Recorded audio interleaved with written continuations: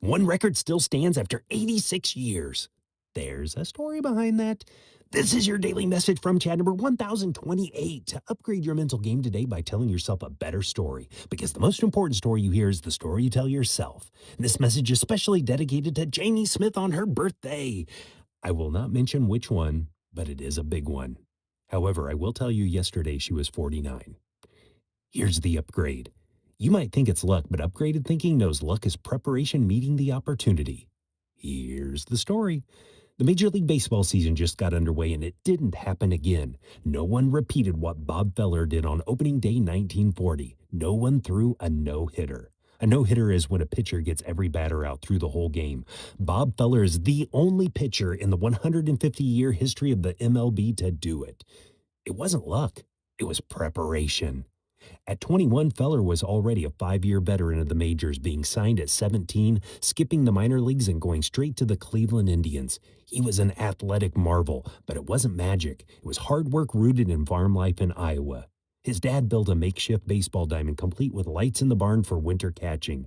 Feller said his most prized possession is his dad's catcher's mitt, which is displayed in his museum in Iowa. His dad emphasized year-round throwing, daily catch from a young age, barn sessions in winter evenings, and batting practice. By age 9, young Bob could already throw over 270 feet. That's the length of a football field almost. At age 9. In a 2010 interview at age 91, Feller detailed his personal regimen, which was uncommon then. He would do fingertip push-ups to build hand and forearm strength, speed bag work for hand-eye coordination and rhythm, a variety of dips and weightlifting. He advocated for strength and conditioning throughout his life, viewing farm labor and targeted exercise as key to his arm resilience. He was still tossing a baseball into his 90s. December 7, 1941, Japan bombed Pearl Harbor, entering America into World War II. Feller heard about the bombing while returning from a visit to his terminally ill father at Des Moines to Chicago, where he was to sign a new Indians contract. 2 days later, he volunteered for the U.S. Navy, becoming the first American professional athlete to enlist. He served as a physical fitness instructor at Norfolk Naval Training Station, which reinforced structured training. He pitched for Navy teams during his time in the service, even throwing near gun turrets to stay sharp. He returned to baseball for the end of the 1945 season and spent 10 more years in the majors. He was inducted into the Hall of Fame in 1962. The better story to tell yourself is separation is in the preparation. When you prepare your best, you are your best. Muhammad Ali said, "I never won in the ring. I always won in preparation." Preparation precedes performance. Remember the 5 P's? Prior preparation prevents poor performance.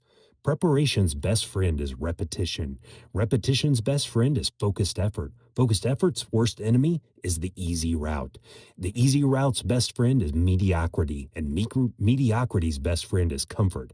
Comfort's best friend is laziness. Laziness' worst enemy is preparation. What do you need to prepare for today? Tell me a story about the power of preparation to fromchadsmith@gmail.com. Send someone a text and ask them, can you remember a time you were caught unprepared?